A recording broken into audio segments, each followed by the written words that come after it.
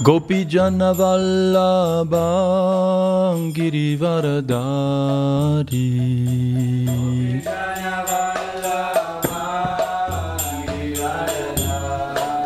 Yashodanandana Braja Jana Ranjana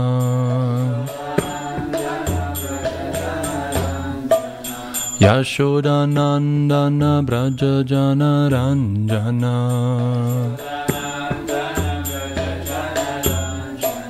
Yamuna Tiravanachari Yamuna Tiravanachari Jaya Radha Madhava Kunja Bihari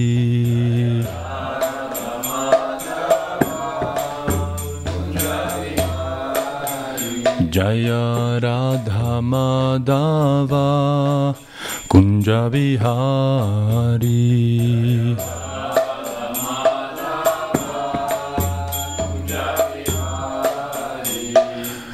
Gopijana Vallabha Girivaradari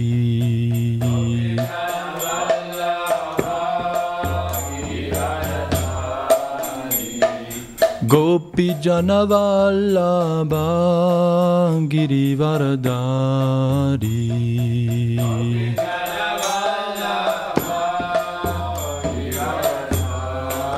Yashodanandana Braja Jana Ranjana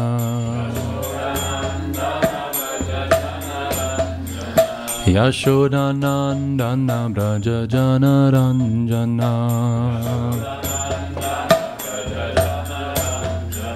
Yamuna Tiravanachari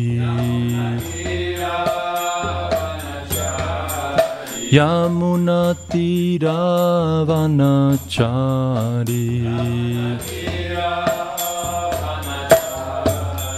Jaya Radha Madhava Kunja Vihari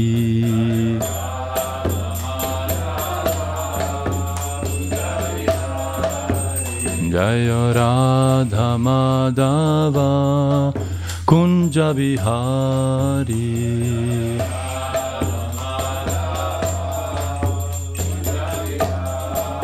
Jaya Radha Madhava Kunja Bihari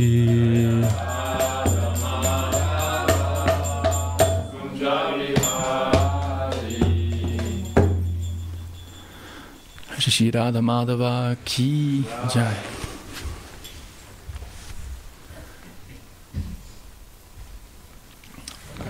Om Namo Bhagavate Vasudevaya. Om Namo Bhagavate Vasudevaya. Om Namo Bhagavate Vasudevaya. Prabhu, can I ask you please for either that little table or the one that has the flowers, so I could put the laptop here instead of that, please?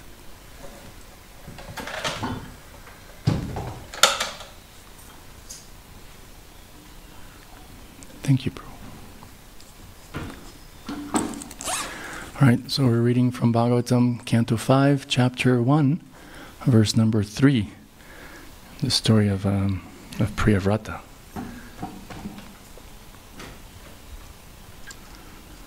Mahatam. Okay, cool. All right. Mahatam kalu viprarshe Uttama shloka padayo Chaya nivritta chittanam Na kutumbe sprihamati Mahatam kalu viprarshe Uttama shloka padayo Chaya nivritta chittanam nakutumbe sprihamati mahatam kalu viprarshe uttama shloka padayo chaya nivritta chittanam nakutumbe sprihamati.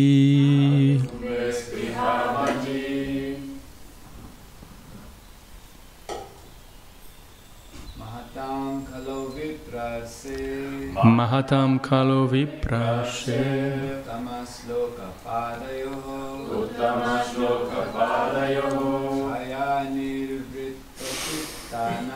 chaya nivritta chittanam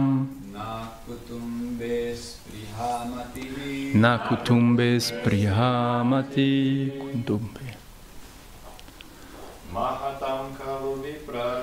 Mahatam kalu viprarshe uttama shloka padayoho chaya nivritta chittanam nakutumbe sprihamati. Vaishnavis. Mahatam kalu viprarshe uttama shloka padayoho chaya nivritta chittanam nakutumbe sprihamati. Anyone else? Mahatam kalu viprarshe padayo chaya nivritta chittanam nakutumbe sprihamati. Okay, word for word translation. Mahatam, of great devotees. Kalu, certainly. Vipra Rishi, O great sage among the Brahmanas. Uttama Shloka Padayo, of the lotus feet of the Supreme Personality of Godhead. Chaya, by the shade. Nivrite, satiated. Chittanam, whose consciousness. Na, never. Kutumbe, to family members. Sprihamatihi, consciousness with attachment. Translation and purport by Srila Prabhupada. Let me give you verse 1 and 2 first, just the translation to put the context of this verse, because this verse is like basically the same question being asked 3 or 4 times, just in different wording. So King Parikshit at the beginning says, King Parikshit inquired from Shukadev Goswami, O great sage, why did King Priyavrata, who was a great self-realized devotee of the Lord, remain in household life, which is the root cause of the bondage of karma, and which defeats the mission of human life. So here it's important because this verse has the premise of this whole argument that King Parikshit is offering to Shukadev Goswami. The premise is that household life is the root cause of bondage of karma. So assuming that this is a fact, he's asking that question, right? And in the same line, he continues, in the same vein, he continues, devotees are certainly liberated persons in verse 2. Therefore, O greatest of the Brahmanas, they cannot possibly be absorbed in family affairs. And now text 3, please repeat. Elevated Mahatmas, who have taken shelter of the lotus feet of the Supreme Personality of Godhead, are fully satiated by the shade of those lotus feet. their consciousness cannot possibly become attached to family members. Srila Prabhupada's purport. Srila Narottam Das Thakur has sung, Nitai Pada Kamala Koti Chandra Shushitala Ye Chayai Jagat Judai. He describes the shade of the lotus feet of Lord Nityananda as being so nice and cooling, like what? 10 million moons. That all materialists who are always in the blazing fire of material activities may come under the shade of his lotus feet and be fully relieved and satiated. The distinction between family life and spiritual life can be experienced by any person who has undergone the tribulations of living with a family. Some have it easier than others, right? And some have it worse than others, but that's a fact.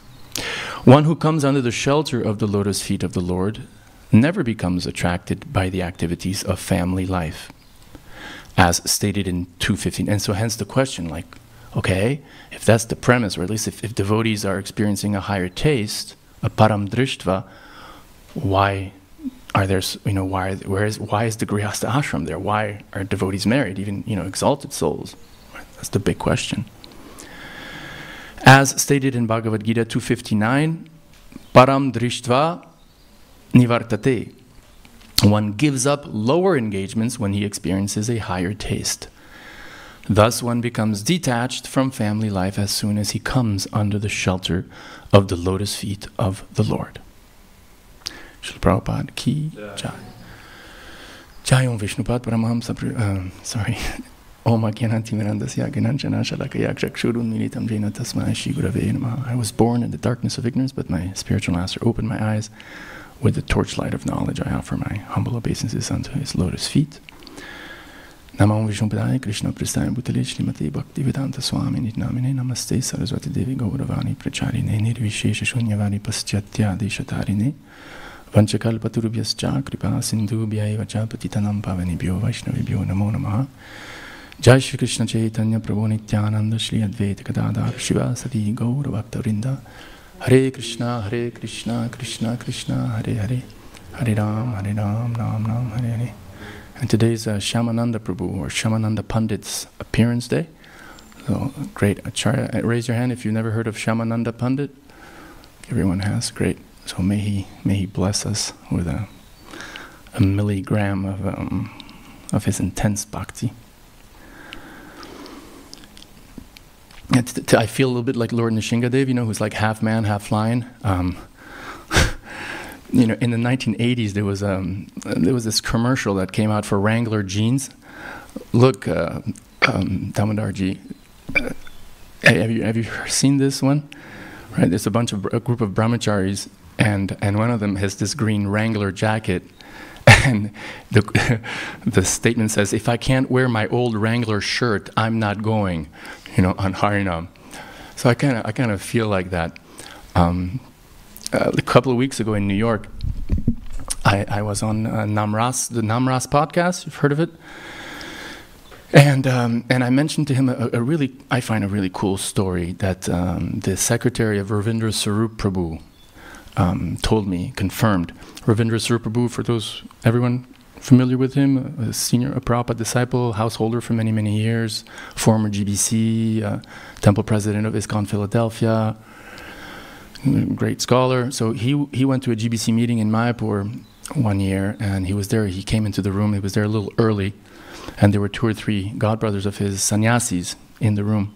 So I'm telling this to Namras Prabhu on the podcast. I tell him the story. I'm saying, so according to the story, Ravindra Sarup Prabhu came into the room, and one of his godbrother sannyasis said to him, "Hey Ravindra, when are you taking sannyas?" And Ravindra Sarup Prabhu replied, "No thanks, I prefer to remain renounced." Talk about a mic drop. And then I told Namras Prabhu, but listen, with all due respect to someone like Ravindra Sarup Prabhu or Mahatma or Vaisheshika or any senior householder devotee, if one of them told me like, hey, Chandasekhara, when are you going to shave your head and put on, a dhoti and a kurta? I would say, Prabhu, thank you, but I prefer to remain renounced.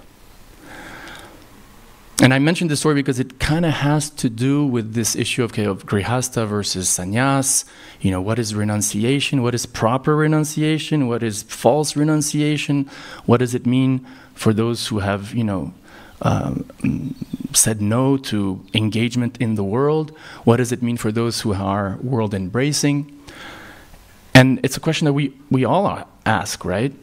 Like, what's my place in this world? How do I balance, right, my material responsibilities, my duties of the world with bhakti? Are they incompatible? And someone may say that yes, someone may say no. So, if you will, we should ask, like, okay, coming back to this question, why did Prabhupada marry? Why did Bhaktivinoda Thakur marry? Why did Lord Chaitanya, like Vishnu himself, right, set the example, marry? Why did Srivas Thakur, Advaitacharya, Shyamananda Pandit, right? All of them.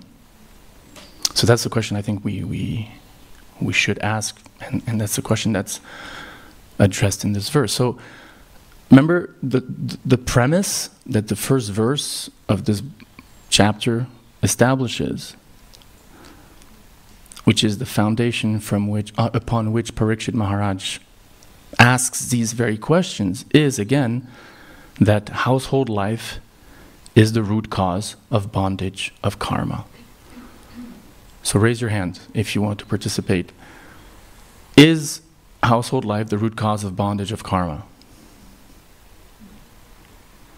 Maybe yes. A little bit. Does it facilitate? Right. Is it the ultimate cause of bondage of karma? I would humbly say, according to our Shastra, no. According to our Shastra, the ultimate cause of bondage in this samsara cycle is envy of God, rejection of God, regardless of what kind of body you have and in what ashram you may be, right? In the 4th canto, chapter 28, verse 53, in the story, of King Puranjana, who leaves his body and takes birth as a Princess Vaidehi, maybe, is that the name? And she gets married to this very nice Vaidarbhi, right? And so she gets married to this nice Brahmin or Kshatriya, I forgot, and then at the end of his life when he renounces and goes to the forest as Vanaprastha, she follows him into the forest.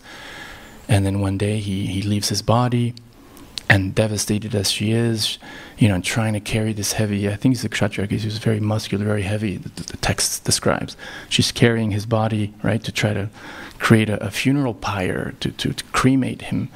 And at that moment, alone as she is, distraught as she is in the middle of the forest, this young Brahmin boy arrives. And the acharyas mentioned that this Brahmin boy is actually Vishnu or Krishna. Vishnu and Krishna being the same. So it's God himself. And he asks her these questions. And one of them in this verse 53 is a famous verse where he says, my dear friend. So it's really Krishna asking all of us, right? My dear friend, even though you cannot immediately recognize me, can't you remember that in the past you had a very intimate friend? Unfortunately, and here's the crux of the matter, you gave up my company and accepted a position as enjoyer in this material world. We have time. Let me just read a few sentences from the purport. The Supreme Personality of Godhead expands himself into many. In order to enjoy bliss more and more, the Supreme Lord expands himself in Vishnu Tattva, or the Swamsa expansion, and in his marginal potency, the living entity, that's us. When these expanded living entities, the marginal potencies of the Lord, desire to enjoy themselves, they develop a consciousness of duality and come to hate the service of the Lord. In this way, the living entities fall into the material world. In the Prema Vivarta, it is said, and this is a verse that, I learned thanks to Bhakti Charuswami because he used to quote it a lot. Krishna bahirmukaya bhagavan chakare nikatostamaye tare japati adhare, which is, like Krishna bahirmukha, like when you're facing, a soul faces Krishna, but then with a desire, when that soul who's facing Krishna, bahirmukha, so away from Krishna, wants to enjoy bhogavan chakare nikatostamaye, then Maya basically comes and slaps that soul around, gives that soul all types of suffering. So when a soul rejects God, Maya comes. So that's, we could say, is the root cause of bondage in the material world, right? Turning away from God, right? Turning away from God. And so therefore, we have to be convinced, and this is actually the title of the class, if we can give it a title, love of God. Love of God is independent. Love of God is independent of externals, including what ashram one may be situated in. That's the conclusion. That's the Siddhanta, right? Consciousness, the inner consciousness, is really what counts. One may be married and be a, total envious jerk, right? Of others and of God.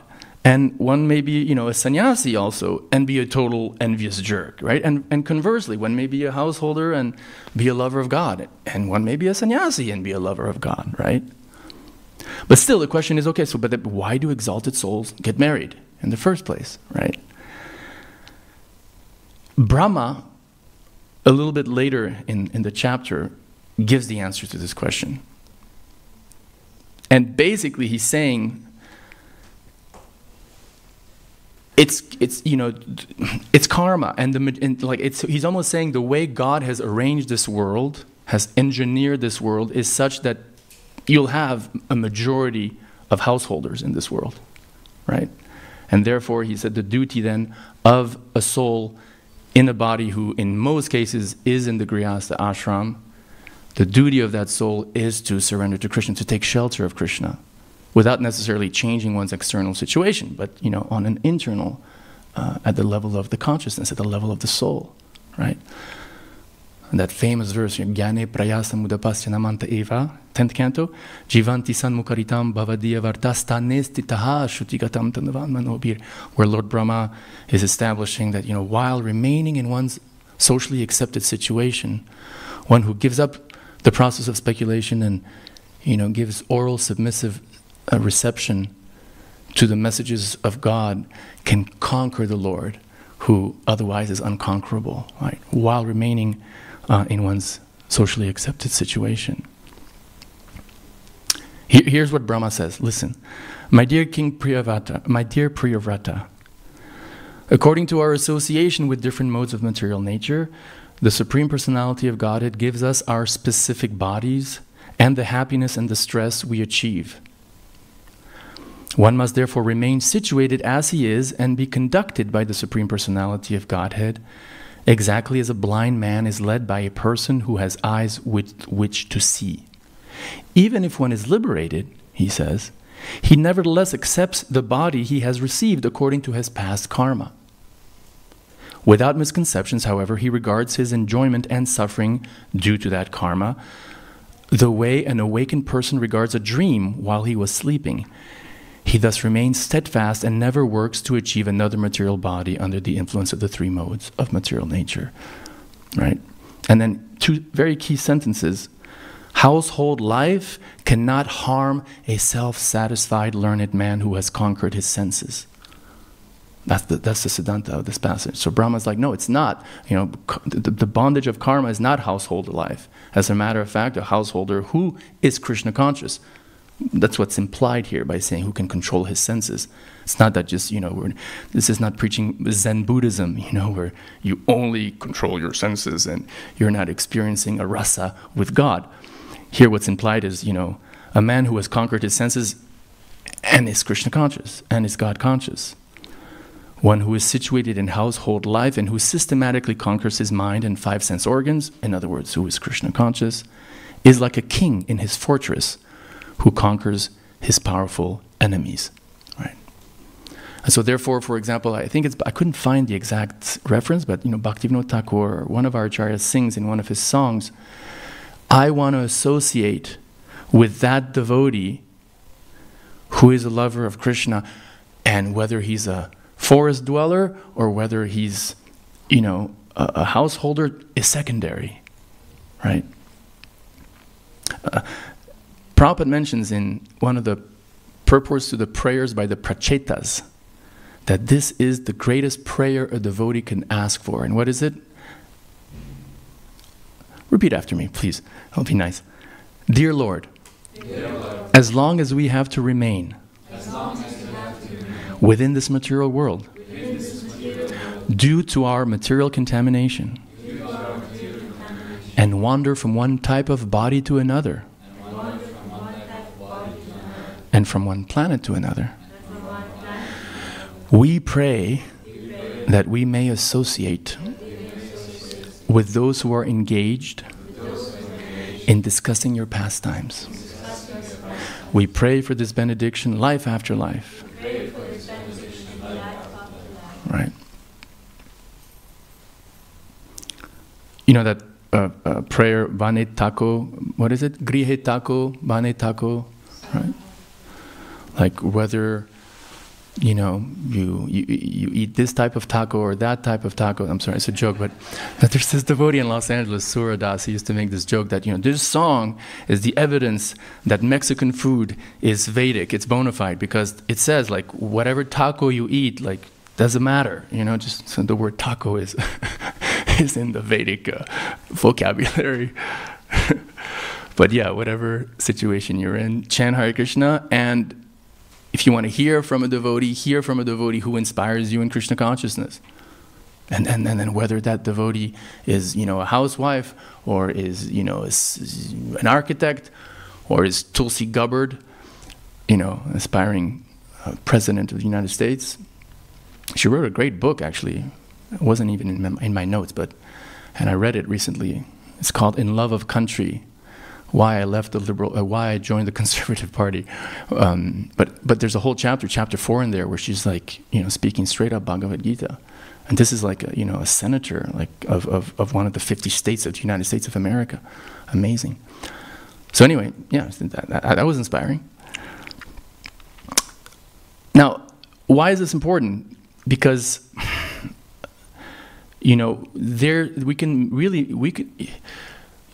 we can take religious doctrine and really misapply it with, in some cases, disastrous results. Disastrous results, right? I mean, imagine, like, if, we, not in this room, we don't believe that, but imagine if some devotees, start preaching loud and clear, to the townsfolk of Zurich, or Switzerland, that, for example, that household life is an impediment, right? Then, good luck for spreading Krishna consciousness in this country. Like, game over from day one. And if it was true, if it was the Siddhanta, like, okay, well, then we have a hard battle, we have a tough pill for people to swallow, but it's not even the Siddhanta, right? But there can be misconceptions, and these type of misconceptions were there in the past.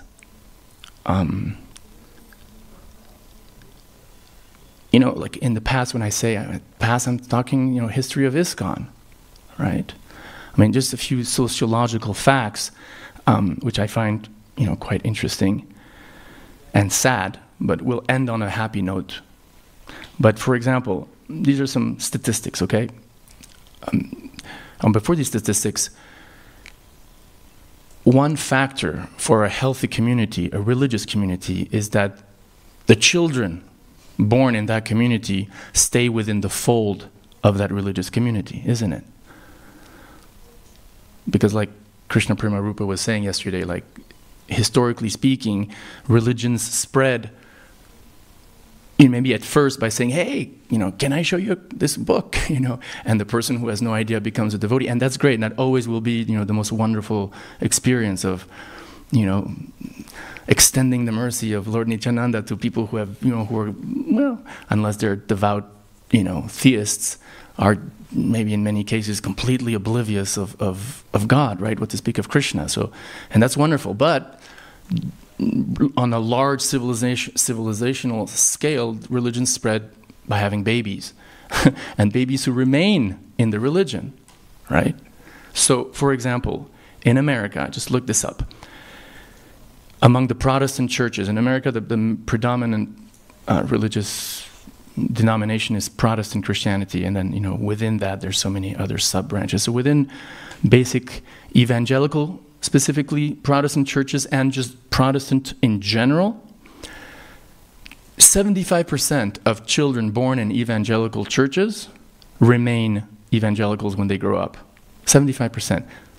And 85% remain Protestant in general, right? Now, in ISKCON, I did a little calculation based on this pretty sad picture, but, you know, something that I think devotees should see. If you see this picture here, this is a picture taken in 1973 or 1975 or 1976 of the 56 children in the Gurukul in ISKCON Dallas, right? And so there's these crosses, red crosses, yellow crosses, and green crosses, and a couple of black crosses, right? And so here's the green marks are those who are actively involved in the Hare Krishna movement today. So 50 years later, right? Or yeah, 50 years later. There's 2 of them out of 56. Red denotes those who are no longer interested in the Hare Krishna movement, but who are still devotees, right? And there's like, I don't know, maybe 6 or 7, right? Oh, no, sorry, red are the ones who have actually completely given up Krishna consciousness. And then there's those who are, you know, still devotees, but who don't associate, who don't, you know, identify with ISKCON. And then there's a couple who have left their bodies. So when you do the math, you basically get 3.6%. I mean, of course, there's a lot more children born in the first generation. We're talking about attrition rate. Attrition means how many people leave the army or leave, you know, the university before graduating, or leave a religious organization or community. So basically 3.6% of that first generation of ISKCON are still in ISKCON, compared to 85% in evangelical Christian circles in America. And 8% of our first generation remain Gaudiya Vaishnavas. You know, they go to some other Gaudiya group, right? So why do I mention that? Because the way devotees, like, our theology is quite, you know, large in the sense that you can situate yourself, you know, along a pretty large spectrum, right? Because, for example, you know, a sannyasi can, for example, preach to other young monks, you know, household life is a you know, it's a waste of time. I mean, even Prabhupada told this to Bhakti Swami, right? Right? What was that? He told them, like, you know, don't get involved with a woman, you know. And there's all these quotes there too, right? Like, you know, brahmachari life is simple. You don't have to entangle yourself. No, right?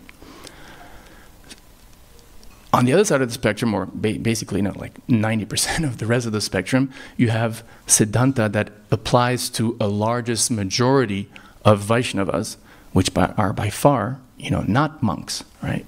In which the Siddhanta is, like we saw before, you know, love of God, Krishna Prema, is independent of externals, regardless of ashram, whatever situation you're in, whatever body you're in, you know, you can become a pure devotee. So devotees, especially at this time, at the very, very pioneering stage of the Krishna consciousness movement, of Vaishnavism in the West, have to, like, you know, pray to Krishna to use their intelligence to, you know, present a Siddhanta that is Siddhantic, of course, but is also, you know, conducive, for one thing, to raising this, you know, attrition rate, for example, you know, so that householders feel like, yeah, you know, I can be a devotee, and I can be a pure devotee, and this is my community, and our own children can feel like, yeah, you know what, I'm proud of my mother and father, and I want to, you know, yes, I am proud of being a Hare Krishna, you know. So these are, you know, you know, the children who kind of get up and who are learning to walk. They stumble, and then they get up again, they walk, they stumble, like the learning phases of a young religious institution, right? But yeah, you should be convinced, though. You should really be convinced, Prabhus, that Krishna consciousness, love of God, bhakti is so powerful. Bhakti is so powerful that it overflows any sort of boundaries of ashram or boundaries of material conditioning, whatever they may be, right? You should really be convinced that in any situation you can be Krishna conscious, and that Krishna, God loves you regardless of your situation, and you should be convinced that Krishna loves every soul regardless of whatever situation they're in, right? And by the same token, you should preach that also, to new people or to your own family members, right? That love of God is independent of externals, right? You should empower, if you're a sannyasi, you should empower the householders, not stifle them, empower them to really perform yukta vairagya according to their own adhikar, which is quite different from the adhikar of sannyasis. Sannyasis are, Prabhupada calls them socially dead, right? World denying. Of course, the Vaishnava sannyasis still engages all sorts of money and, architecture and so on in Krishna's service, of course, for the mission. But householders especially.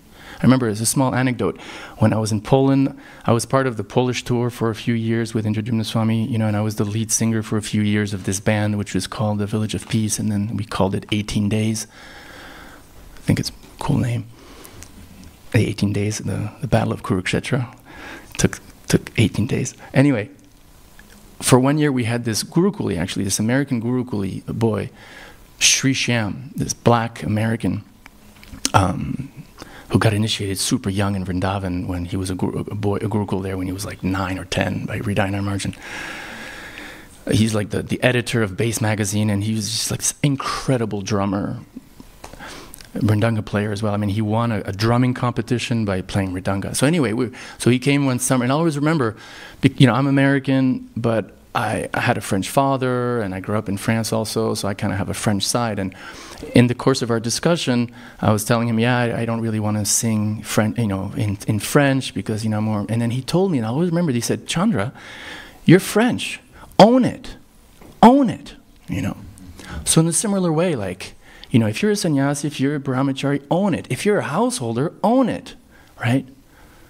Own it. Own that you can be Krishna conscious, and own your responsibilities also as a father, for example, as a father, as a professional, right? Something that perhaps we see a little bit lacking in the history of our movement, and hence perhaps a link with the super high attrition rate of our children. Anyway, on a lighter note, and speaking of, householders, owning their adhikar and spreading Krishna consciousness, everybody knows of Will Smith, and yes, okay, he made a little mistake or a big mistake, by slapping that guy, Maybe if his wife, had not cheated on him and spoken about it publicly, two wrongs don't make a right, but anyway, that's their business. But the point is, he's a devotee, and it's funny, because I was the first guy who ever showed a Bhagavad Gita to him ever. In late 1990s, in 1999 at the LA airport. He was passing through, and he wasn't a movie star yet. He was just a television, Prince of Bel-Air star.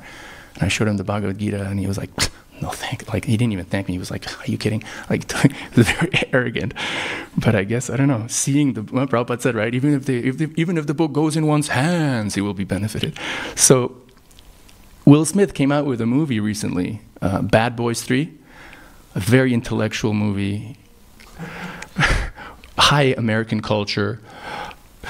I'm kidding, but I gotta show you this. This is a 7-minute clip I made. When Prabhupada read George Harrison's songs, right, in which George Harrison incorporated Bhagavad Gita philosophy, Prabhupada was so happy, isn't it?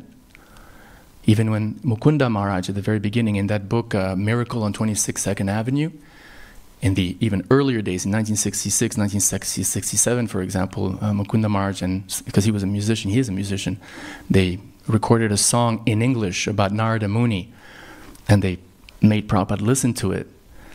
And Prabhupada said, according to Mukunda Maharaj, he said, oh, it is so nice, and you have done it in your own language.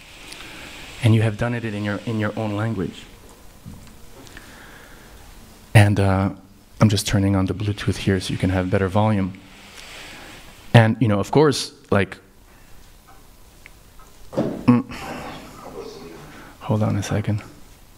So, you know, George Harrison was able to put the Maha Mantra into which song? I mean, does anyone know George Harrison today? It's kind of sad, isn't it?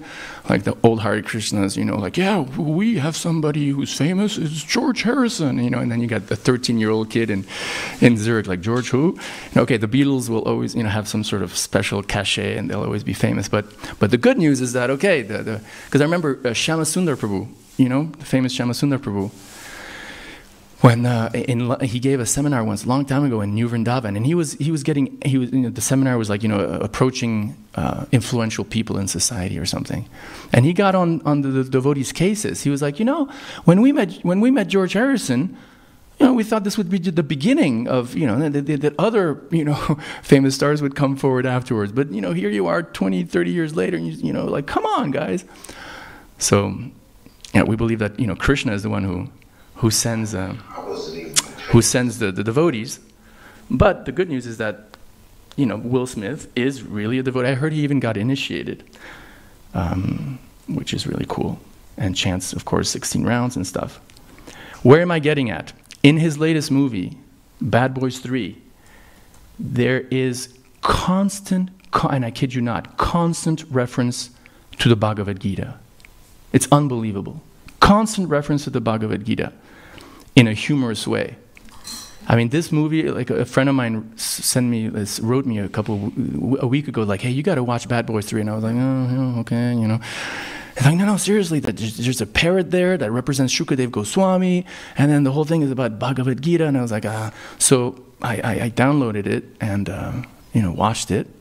And I'm like, wow, Will Smith, bravo. Like, as of today, about 50 million people have watched this movie so far. 50 million. And you're talking, you know, mostly like very mainstream Americans, you know, Joe Smith from Dakota and Tyrone Smith from Columbus, Ohio, and, you know, 50 million people of these. And so here's the, without further ado, here's the little clip, which I hope you will like. There's a few bad words, so if you're under 13 or you're a caste Brahmin, perhaps you can leave. But other than that, I think Gaura-Nitai would be very happy, and Prabhupada would be delighted to watch this, because this is just unbelievable preaching. If I could just get the Bluetooth working. Give me one more second. You know, Prabhupada said at the end, right? Like at the end, before leaving his body, like whenever he received letters of preaching results, right? He said, this gives me life, right? When he read about Bhakti Tirtha Swami's success in Russia, he was so happy and so on. So this is 2024, you know, householder yukta vairagya for spreading the teachings of Bhagavad Gita, which are non-different from Krishna. So there's 7 little clips I put together with the actual dialogues written, because just in case you don't have the pious credits to understand Black American slang, that's a joke. You can read the text here. So as you know, or maybe not, and if you don't, you know, 50% of your life is spoiled. Again, joke. You know the story of Prabhupada that Prabhupada tells about the boatman and the 50% of your life is spoiled.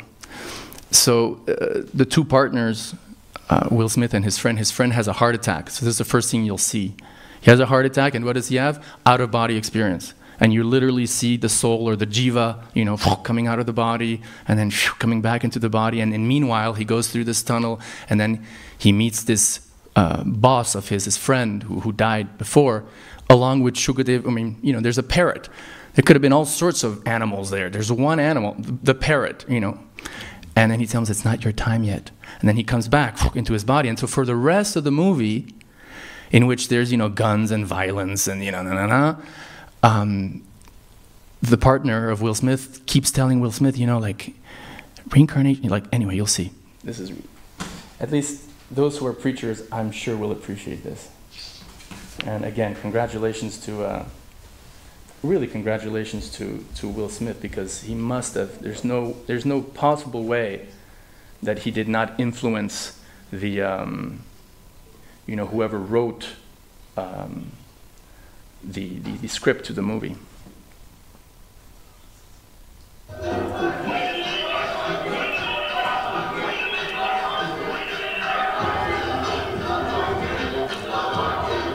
$50 million people are seeing this. People who have no idea of reincarnation, no idea, maybe believe in God and Jesus.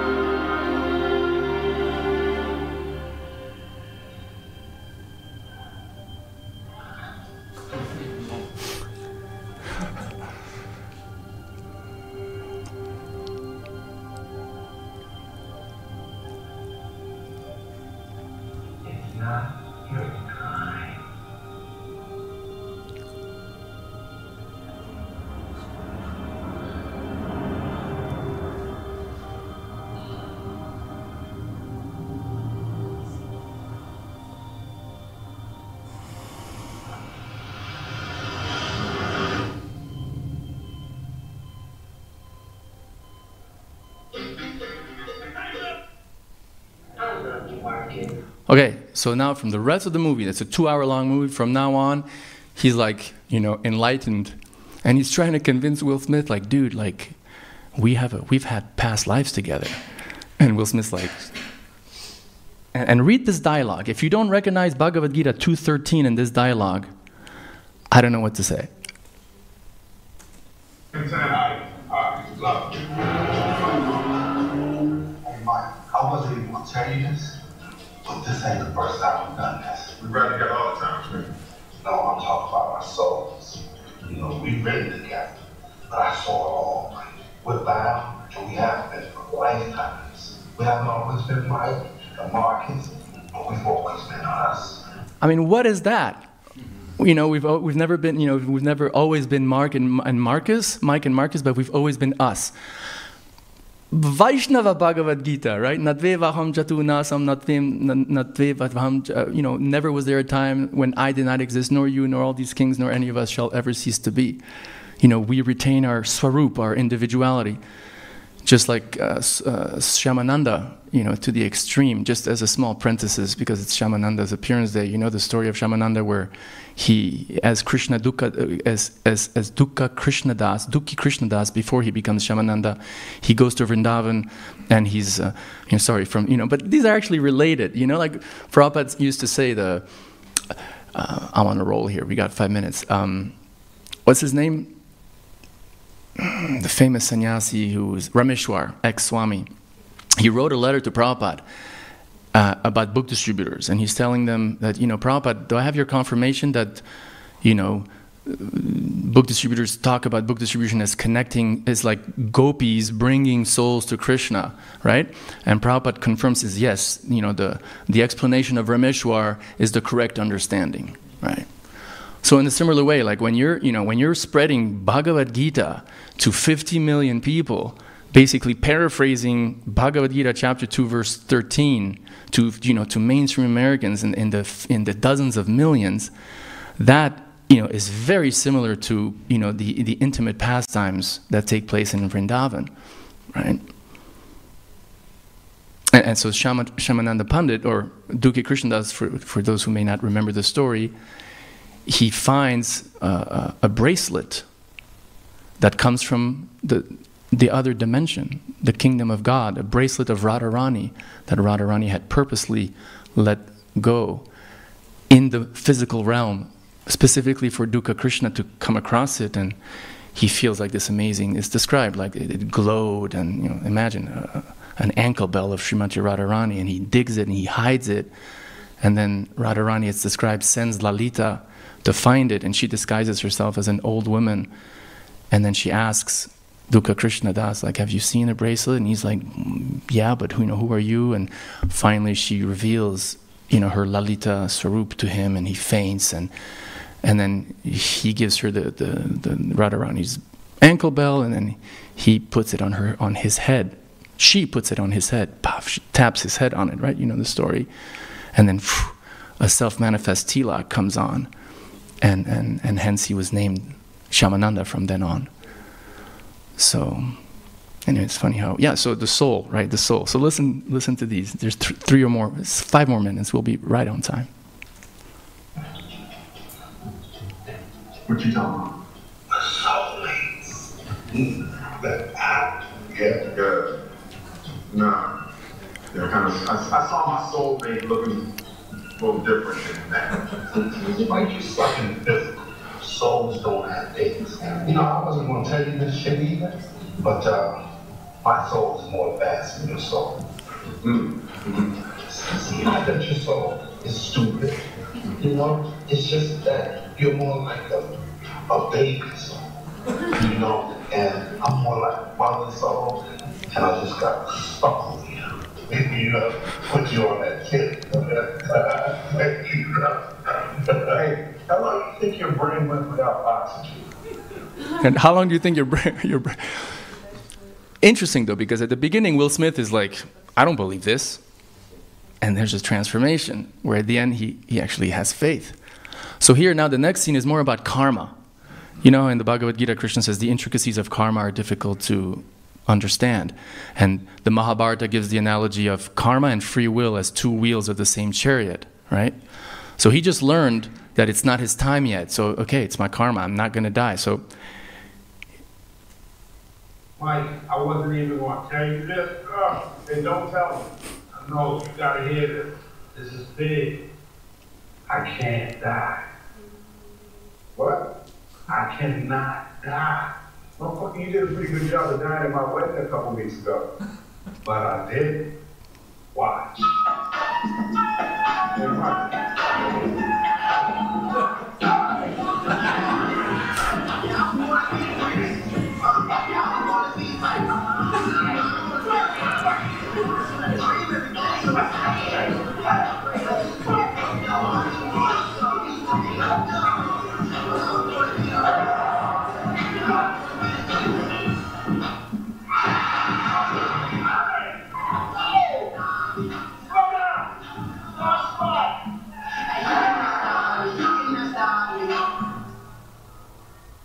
Talk to me.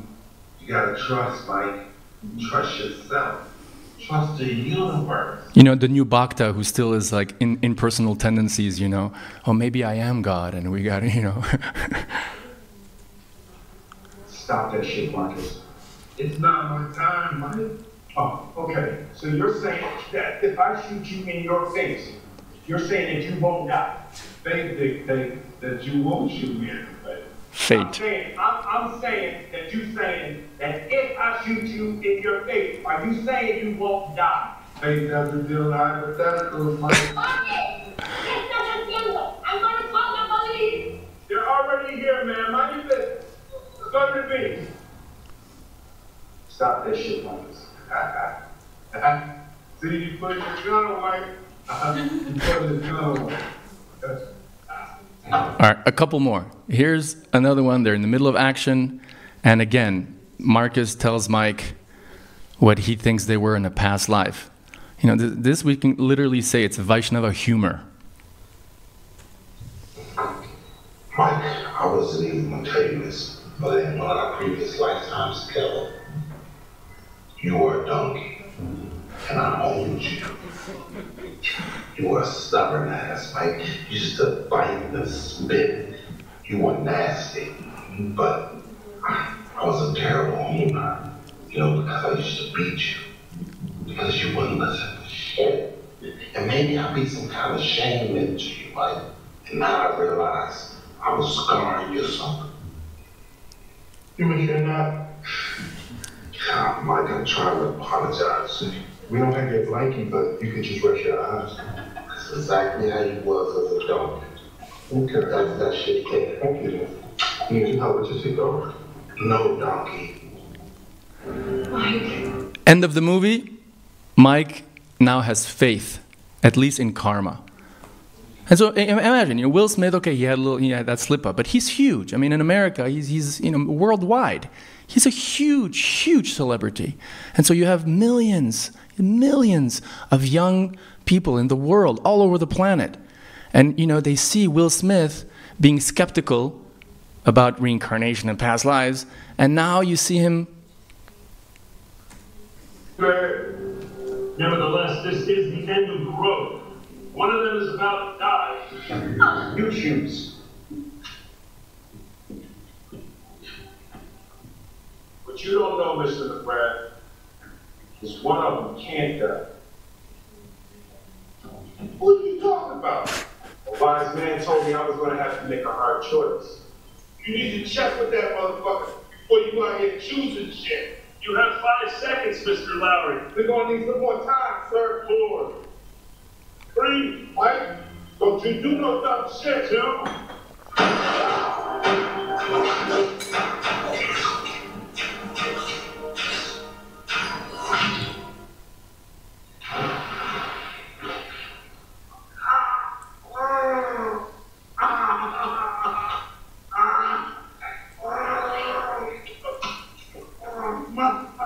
Shot me. Oh, damn. No, Mike. Your donkey ass shot me again. Let me look at it. Don't touch me with your donkey hook, Mike. Damn, what you mean? Listen, I just had to fucking take the shot. No, Mike, no. And finally, now the end, this Marcus is being carried in the ambulance. The hero is with his wife, and then he tells his wife, don't kiss him because in our next life. So again, now he's preaching future lives with humor, but again, think about this, what effect this preaching is having. And sorry for the bad words, there's the word S-H-I-T here. Don't kiss him, Christine. Mike, in our next life, you coming back as a pair of my shoes, and I ain't gonna wear no socks, and I'm stepping all kinds of shit. Miami DA and Mayo attended Adam Laughlin and former Army Ranger James McGrath were killed this morning in a firefight. Yukta Vairagya, key. So we're very fortunate. We're super fortunate that we have adopted this philosophy which is non-sectarian and which is all-encompassing, all-embracing, and in which, or under the umbrella of which, we all have a space, a place, no matter what our situation may be, And we just have to continue being grateful that we chant Hare Krishna every day, and that we read Bhagavatam, and that we associate with each other, and continue and go home, back to Godhead together, and help Switzerland also do the same. So maybe we can have questions another time. I'm 5 minutes over. Srimad Bhagavatam ki jai, Srila Prabhupada ki jai.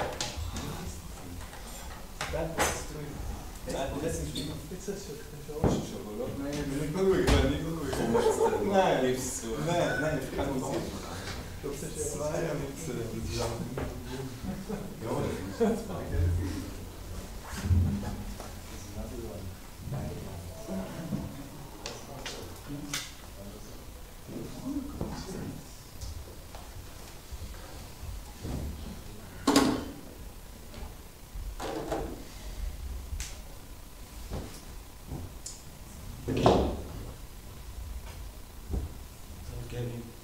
Was ein? Kevin. Ausmachen. Kevin. Alex.